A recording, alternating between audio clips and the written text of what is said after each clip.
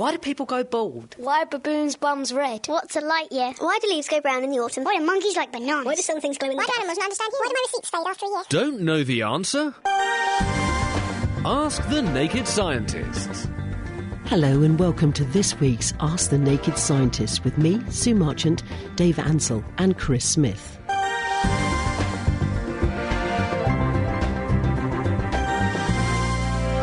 Now, Ken says he suffers from bags under his eyes. He has seen the creams that you can buy, which are all really expensive, but the idea of this doesn't appeal to him. Anyway, he heard that allegedly mustard can have the same effect, tightening the skin. People have got various theories about bags under the eyes and why they get worse when you are deprived of sleep, like I am at the moment. The one suggestion is because when you lay flat at night time, it means that the fluid which collects in tissue, because all our blood vessels that supply tissues are a bit leaky and they squirt fluid into the tissue, some of that fluid doesn't all get reabsorbed into the blood vessel. It goes into a second group of vessels called lymphatics. And it tends to be absorbed better when you are recumbent than when you're upright. And so people say that when you lay flat, you reabsorb any of the fluid that accumulates, and then when you wake up in the morning, you've had a good night's sleep, there's no fluid to pool in the tissue, so it doesn't look puffy and swollen. Whereas if you're upright with your eyes open all night, it doesn't drain the fluid away very efficiently, and that's why you get these bags. And over time, if you have them chronically, it can stretch the skin and you can get sort of saggy under the eyes. That's also a consequence of your skin getting a bit less stretchy due to the aging effect. But there are various things that people suggest can tone up skin. I don't know of any evidence that mustard actually works. Perhaps Dave can comment on that in a second. But what we do know is that the reason skin gets saggy is because it loses its elastic fibres. And the composition of skin is two major proteins. One's called collagen, which is fairly tough and stiff. And then there's a second one called elastin, which is stretchy and elasticy. And as you get older, both of those things are lost, but you lose more elastin than you do collagen, so the skin gets saggier. And that's why you get wrinkles, because the skin, instead of being pulled flat, goes a bit jowly. What about you, Dave? I can't think of any reason why mustard would help. All I can think it would do is probably irritate your eyes slightly. I don't know whether that would have any effect on the bags. Right, let's go to our next one now. June has asked, what sort of food did European settlers discover in America that had not been seen before? Dave, you're into food, aren't you? I like food, yeah. There's all sorts of things which they discovered in the Americas in general. The really famous one is potatoes, which I think Sir Walter Raleigh is supposed to have brought back, although I think actually someone may have brought it back earlier than that. And then again in the potato family, tomatoes. I think chilies are also in a similar family, and they're coming from the Mexico region. Chocolate, of course, Myers started off with chocolate. In fact, there was a story recently that they may have accidentally invented chocolate when trying to make beer, which is coming from the theory that everything comes from people trying to get drunk. Or feel better. One or the other. There's also maize, or sweet corn's a kind of maize. That's a really big food crop these days, which is coming from the Americas. I think turkeys are native to the Americas as well. We've got a couple of medical questions, Chris. The two questions are, can we ask you about cellulitis and penicillin poisoning? And also, there's one here, KJ has said, I've asked before, never been lucky enough to get an answer. Could you ask the doc, please, the symptoms of asbestosis? Well, let's talk about what cellulitis is, because it's not to be muddled up with cellulite, which is the thing that makes your skin look a bit dimpled, where it's on the backs of your legs or your bum. Cellulitis is inflammation of the soft tissues, usually of the lower limbs. It usually affects your lower legs, and it's usually caused by streptococcus. So Streptococcus pyogenes, the same group A strep that can infect your throat and cause a sore throat, and it causes this spreading red flare on the skin. And when you touch the affected skin, it's often very tense, it's red, it's hot, and it's very, very tender. And untreated and unchecked, it can be fatal. So if you see this happening, it's very important to see a doctor. But the treatment of choice is to give penicillin, because Streptococcus pyogenes is very sensitive to penicillin, and you don't want to use bigger gun antibiotics than that, because they can cause antibiotic-associated diarrhea problems like C. diff, and they can also encourage you to get antibiotic resistance, so you end up with superbugs. So penicillin is a very good choice. It's very well tolerated with very few side effects, and normally high-dose penicillin is given to people with cellulitis. The exception is if people have an allergy to penicillin, and that usually manifests as a rash, and people have problems such as red blotchy skin, and occasionally it can cause more severe symptoms. But usually at the first signs of any kind of allergy symptom developing, and most people who've had penicillin at some time in their life know that they're allergic to it, so they don't get given it. At the first signs it develops, then doctors will switch the person to an appropriate antibiotic which has a different molecular structure, so there shouldn't be any effects like the penicillin reaction, and they'll choose an antibiotic which is guaranteed to be as good as penicillin at getting rid of that thing. So you shouldn't be able to get penicillin poisoning. I would hope that wouldn't happen, but I would suspect the person's asking about allergy, and we always ask a patient, are you allergic to anything in hospital, because these drugs can be serious and these reactions can be serious. So it's important to make sure people aren't allergic to things in the first place. Right, asbestosis, one of those nasty diseases that claims the lives of many. Please, could the doctor tell me of the symptoms, please? Almost impossible, because asbestos used to be used universally about 50, 40 years ago, up until as recently as about 20 or 30 years ago, I think. And the reason asbestos is very bad is because the fibres of asbestos, it's a mineral, by the way, you mine it. The fibres, when they break, they don't just turn into dust. They break into thinner and thinner, tiny little spindles, and they get taken up into cells, and they seem to cause chronic injury to tissue. So if you breathe them in, they get right down into the bottom of the lung, and they continuously injure tissue, and they cause the tissue to keep trying to repair itself. So they provoke low-grade inflammation. And doctors think that continuous inflammation causes cells to keep dividing and dividing to repair the damage, the inflammation. And this then triggers the cells to mutate or to develop cancerous changes over time. And that's why asbestos can cause lung cancer. And the effect multiplies if you smoke. So smoking plus asbestos exposure is 100 times worse than just one or the other alone. I think you have 100 times increased risk of lung cancer. But asbestos is also linked to another kind of very rare tumour, which is called a mesothelioma. And mesothelium are the layers that surround the lungs. They're your pleura. And they're a thin, skiddy, slidey membrane that slides over each other very easily, which is how you breathe. But the asbestos seems to trigger the same cancerous changes that it can trigger in lungs in that membrane. And this causes a kind of tumour called a mesothelioma. And it's very, very rare and virtually only ever seen in people with a history of asbestos exposure. But again, very hard to detect until you've actually got quite advanced disease. And then the other thing asbestos can do is to cause lung fibrosis, because the inflammation it triggers doesn't always culminate in a cancer, but it can culminate in the deposition of fibrous tissue, thick fibres in the lungs. This makes the lungs stiff and rigid, so it's much harder for you to get gas in and out of the body, because the membrane over which you would want to put oxygen into your blood and collect carbon dioxide from the blood is much thicker. Because it's thicker, the gases can't move so easily, so your breathing effort is less efficient, and so you end up being out of breath all the time, effectively. So it can be linked to fibrosis. So there's several things that asbestos can do if you're exposed to it. But again, it's difficult because not everyone will get that. Some people with very low exposure will get it. Other people with much higher exposure won't necessarily. But what we know is, on average, it is bad, and that's why it's been banned, and people are told to take care with asbestos. Yeah. What about if you've got, say, an asbestos roof on your shed or something? Well, it's actually very, very safe if you leave it alone. The damage with asbestos is when you're working with it, putting it in the first place, or you're breaking it down, you're taking it away.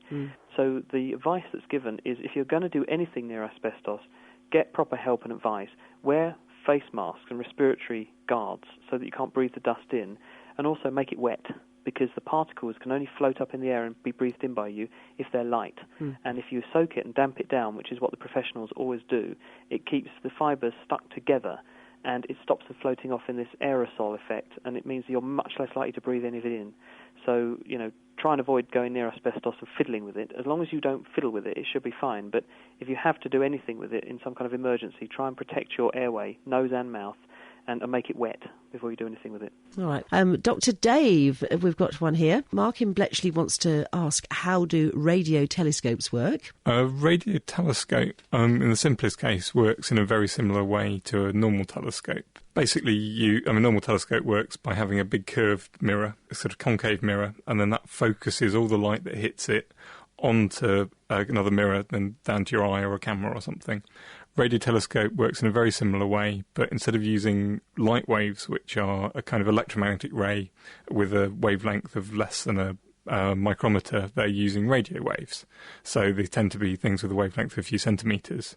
This means to get a decent picture, you've got to make the make the mirror much, much bigger. But it also means you don't have to make it so solid, so you can make it out of a mesh or something. So they have these big dishes, which are the mirrors, and then in the middle of the dish you have a detector, sometimes several detectors, and you can build up a picture of that by pointing the dish at different directions and listening to the radio waves that come in. That's the simplest kind of... it's basically just like a satellite dish, same sort of idea, but much bigger. Now then they can do cleverer things, which involves, because the frequency isn't very high, you can kind of record that all on a tape or on a computer. And you can compare that to another radio telescope down the road. And then three or four of them, and you can build up a picture. By joining those all up together, you can effectively make it like a much, much bigger radio telescope. So the size of the area which is covered by all your radio telescopes. So you can put them all together and make a huge radio telescope, even the size of the Earth are the biggest ones. Gosh. So by putting together lots of different radio telescopes, you can get effectively a huge radio telescope and get much, much better, finer detail. So in fact, the finest detail we can see out in space is actually using radio telescopes. So basically they're just radios which are very, very directional and listening to the radio coming from that direction. Amazing. Absolutely amazing. Thank you for that. We have Tony on the phone. Hello, Tony. Hello, Sue. Here's the lovely Dr. Dave for you. What's your question, Tony? Really, it's about lightning. Why, how and why do clouds make lightning?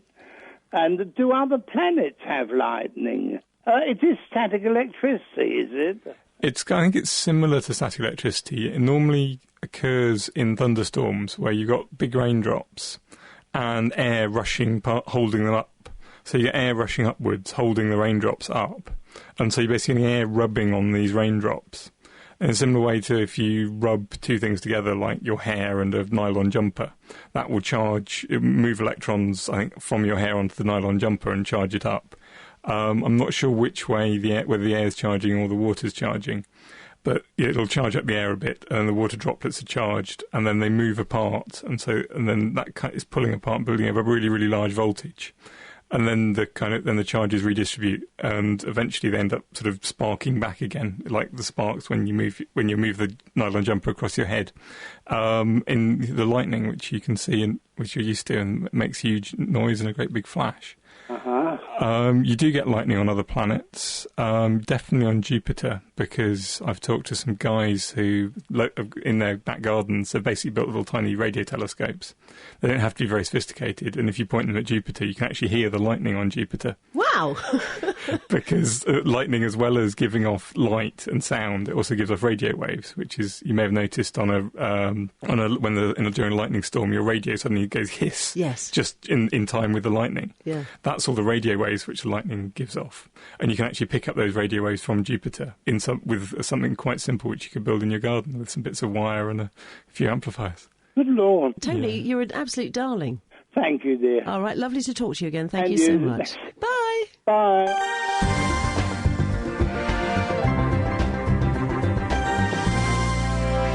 Andy asks, what is the reaction that happens when you are stung by stinging nettles, and what can happen if you are stung repeatedly? I don't know about the second one, but the way a stinging nettle works is it's got a little tiny tube, a silica tube. It's actually kind of virtually made out of rock. It kind of gets silica out of the ground and then turns it into a little tiny tube, which is really, really sharp. On the back of that there's a little gland which makes something called formic acid, which is quite a strong acid. It's also the stuff which ants inject you when they bite you, when ant bites hurt. And then when if you sort of bump into this little spike, it's like a hypodermic syringe. It goes into your skin, and as you move it, I think it squeezes the gland and squirts this formic acid into you. And then basically it's just an irritant. I mean, it makes the acidity of your flesh entirely wrong, which which makes all the cells not work properly. So it swells up in order to send a load of cells there, which can get rid of it and break it down so it stops doing any more damage. Which is why you get the little welts. And then after a while you pick it up, you get rid of it and you recover fairly soon. It itches a bit. I don't know what can happen if you get stung too much. I guess if you get too much you could overwhelm your body's defences, but I think you'd really need to talk to a doctor for the consequences of too much stinging nettles. Yeah, horrible. I hope that's answered your question, Andy. Mark in Sudbury on the text has said, why does digital radio use a lot more electricity than the equivalent of an FM conventional set? Basically because it's doing more work. A normal radio set, they take the sound and they convert it, and then they take a radio wave and they change it slightly in the same way, in a sort of similar way to the sound. So with FM, it makes the frequency a bit higher at one part of the sound and a bit lower at the other part. And that's quite an easy thing to do. It doesn't take very much electronics. Digital radio, what it does is, in order to get a lot more different channels in the same space, they have to do all sorts of cunning computations on it. So you basically need a computer to encode it. It works out when there are two things happening at the same time, which your ear couldn't hear the second one, which is quieter, so it just ignores the quieter one. And there's all sorts of clever things, throws away information which you can't hear. But this requires a whole lot of processing. So basically there's a little computer inside a digital radio frantically trying to take all this information which is coming through the airwaves to it and then try and put it back together into sound, which involves quite a lot of work, and so it requires more energy. With my Digibox with telly, I've noticed that the weather affects it terribly. And, you know, I think on a Sunday night when I'm ready to have my night off and sit down and watch something, if the weather's not so good, you can't see anything. And it comes and goes. Is that going to be the norm for the future? I think the digital's great because you don't get any problems until all of a sudden it can't quite read what's a 1 and what's a 0. And as soon as it can't read what's a 1 and what's a 0, it kind of breaks almost completely. I think when they do the complete switch over, there'll be an awful lot more what's called bandwidth, a lot more kind of parts of a lot more radio channels to transmit it on. Yeah. So there should be a bit more space. So at the moment they're kind of squeezing them in a bit tight. So they tend to interfere with each other a bit. If they had a little bit more space, it should improve it a bit, because they can transmit it on the present TV channels. So hopefully it will get a bit better. Let's hope so. Brian in Royston says, when he opens a packet of cigarettes, the outside covering always sticks to his fingers, and however much he shakes his hand, it sticks, and I eventually have to pull it off. Is this caused by a form of electricity, Dr. Dave? Simple answer is yes. It's called static electricity. All that means is that the electrons aren't moving anywhere. Normally the electricity in your house, the electrons are flowing in a current. Static electricity, they're pretty much stationary. Similar to if you rub a jumper on your hair or something like that. Oh yeah, like the balloon thing. Rub a balloon on your head, the balloon will stick to the wall and stay up there for a few minutes depending on the weather. Exactly the same thing, the plastic doesn't conduct electricity very well, so if it picks up a charge as you unwrap it, as it rubs on the packet inside or even on your hand, it's going to stay on the plastic, and so it's going to be charged, probably negatively charged, and then that's going to attract you.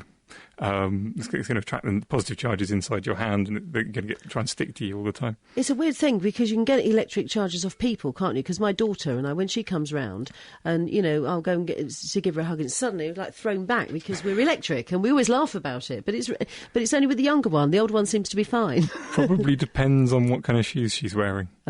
Because if she's got the younger one's got very rubber-soled shoes, which insulate her very well, she can pick up a charge. Always trainers, Always very trainers, trainers will insulate you really well. If she picks up a charge, it's going to stay there, especially on a dry day.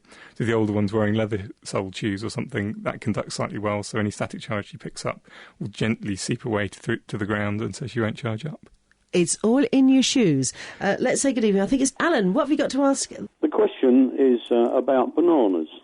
If you've got a banana and it's a fresh banana, and chances are it's going to be a bit green, and then over a very short period of time, I think it's temperature that does it, it starts to almost decompose, I suppose, as it ripens. But the same sugars are in it at the beginning when it's green, and it doesn't taste sweet. Yeah. But as it then changes in form, it becomes sweeter and nicer to eat, and then it gets to a point where you wouldn't want to touch it because it's gone black. Now, what process is taking place there, and how can you not taste the sugars when it's green, but you can taste them once it's starting to ripen? Nothing's added or taken away, and yet it seems like a completely different food. What's going on here is that it started off with the banana. If it actually had seeds, they're a relative of the normal banana, which actually have seeds. They're developing, and it doesn't want to get eaten at this point, so it's green, and it doesn't want to be tasty. So it has lots of sugar in it, but the sugar's locked up in starch. Lots of sugar molecules, all in great big long chains, sometimes branching. So they're great. So there's a great big sort of lump of sugar all glued together. When it's glued together, it doesn't trigger off the sweet sensors in your mouth. It doesn't taste sweet. So in the same way that bread doesn't normally taste sweet, and also things like potatoes, they've got lots of sugar in them, lots of carbohydrate in them, but it's all locked up in these great big long starch chains. Then, as it starts to, as the seeds in it would be getting ripe and red, so as they could develop into a new banana tree, then it wants to suddenly become nice and tasty, and so it stops being green. The chlorophyll gets removed from the surface, so it stops looking green, and it's just left with a bright yellow colour underneath. And these long starch molecules get chopped up by enzymes. You've actually got enzymes are little kind of molecules which your body makes, or animals, or in this case bananas making, which will help chemical reactions along. This one chops up the starch molecule into much shorter things, which are now sweet. And this makes it much more attractive to animals. So they'll get all lovely sweet thing, and they'll eat the seeds inside, swallow them, and then comes out the other end, lots of nice fertiliser, and the banana tree's got a great start in its life. So yeah, it's in fact you have similar enzymes inside your mouth in your spit. There's one called amylase, which splits up starch. And actually, if you get some very white bread and chew it for a long time, it actually will start to taste slightly sweet. It tastes horrible, but there's a slight sweet tinge to it. And that's the amylase inside your spit breaking it down and turning it into sugar. So the whole process, I mean, from, sort of day one, can you slow this down in any way or speed it up? Is temperature a factor in this? Temperature is a factor. One of the biggest factors actually is other bananas, because one of the triggers for bananas to become ripe is a molecule called ethene. And this is released by one banana stalk, which is why they tend to get ripe from the stalk downwards. And as one banana ripens, it releases this gas, and all the other bananas pick it up and think, I should be ripening as well. So a whole hand of banana will ripen at the same sort of time. So if you kept them individual separately, then you could slow it down that way as well. Yeah, that would help. Yeah, I think cooling it down doesn't help too much, because bananas aren't really designed for low temperatures, so it can actually damage them. Putting them in the fridge doesn't necessarily help. But yeah, separating them would be a really good plan. Put them on probably outside on a nice windy day, so it blow that ethene away very quickly. That's interesting. So if you was to have, say, in front of a fan, taking that gas away would give them a longer life. But in other words, ventilation is one of the good things for it. Yeah, ventilation would be a good thing. You can actually use bananas to encourage the ripening of other fruits as well. I've heard of that one before, yes. Yeah, because the ethene will cause things like tomatoes to ripen. The same sort of processes in the tomato. They also use the same gas to trigger their ripening. So you shouldn't keep bananas on a fruit bowl. You should keep them separate from other fruits, otherwise they'll go off quicker. You're probably right, yeah, unless you want it to ripen quickly, of course. Oh, yeah. Thank you. Bye. Right, a quick one here from another Alan on email who says, I'm familiar with the concept of absolute zero and the Kelvin scale. If glass absorbs infrared, how does the inside of the greenhouse get hot in the first place? Help, because he wants to explain it. Okay, so basically, how does a greenhouse work? The sun gives out lots of different colours of light. There's all the ones you can see, all the colours of the rainbow, and there's lots of others. So there's all the visible light, which you can see. And there's a load of infrared, which has got a longer wavelength, which is just beyond the visible light. And then quite a long way down there's the thermal infrared, which is what you give off normally. Because you're glowing in a kind of colour of light called thermal infrared. Yeah. You may have seen the thermal imaging cameras. Yes. Those are actually looking at you glowing in the thermal infrared. So the reason why you cool down normally is you're glowing in infrared, that's giving out energy. In a greenhouse, it's opaque to the thermal infrared, but will let light through, so it will let the light in, which will put lots of energy in, heat up the ground, but then it will stop the thermal infrared getting out on the way out. So the heat can't get out, so it traps heat in, and the greenhouse warms up. That's it for this week. Our doctors will be back with me next week for more Ask the Naked Scientist. But don't forget, you can also catch them on the Naked Scientist podcast, which you can find on the Naked Scientist website, www.nakedscientist.com. The Naked Scientists are sponsored by the Wellcome Trust, the EPSRC and UK Fast. For more information, look us up online at nakedscientists.com.